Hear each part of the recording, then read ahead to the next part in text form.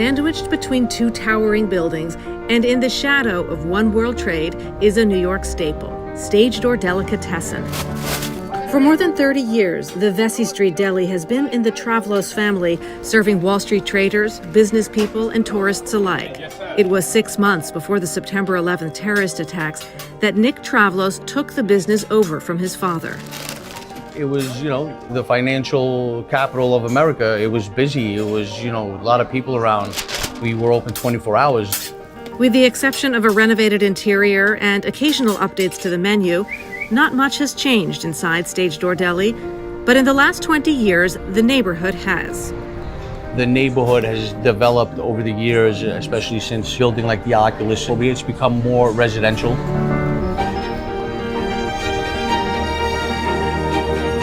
The original World Trade Center was completed in 1971. The 16-acre complex was home to 7 buildings and nearly 10 million square feet of office space.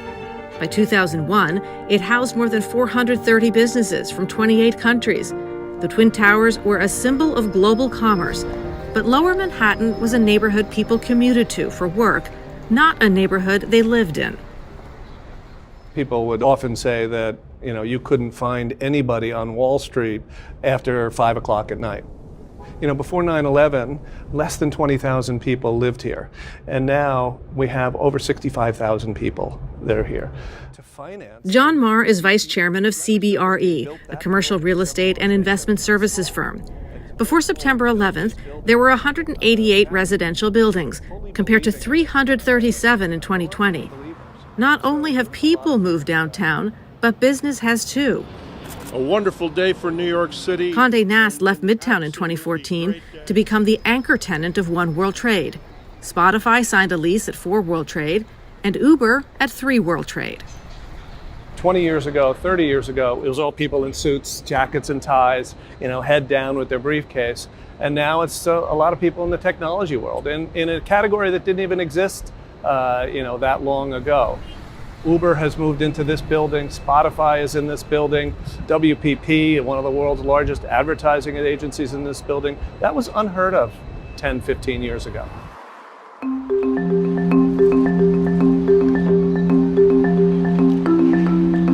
Born out of the ashes is a new Lower Manhattan, one that caters to the needs of its residents.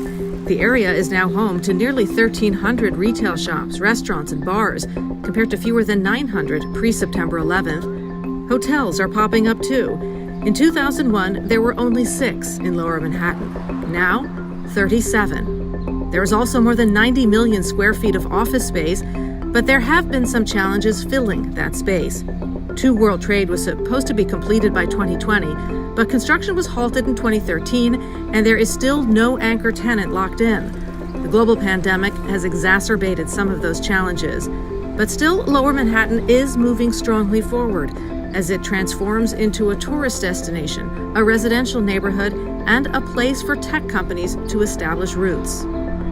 A lot of companies that come here, they don't wake up one morning and say, let's move downtown. But as they start to explore it, they realize the value proposition economically, and then they realize what an enjoyable place it is. Right? People's old notions of Wall Street and downtown and these dark canyons is not true at all. We get a line that starts, Nick feels the shift too. While the deli still serves the regulars, financiers, and tourists, construction workers are the bulk of his afternoon business.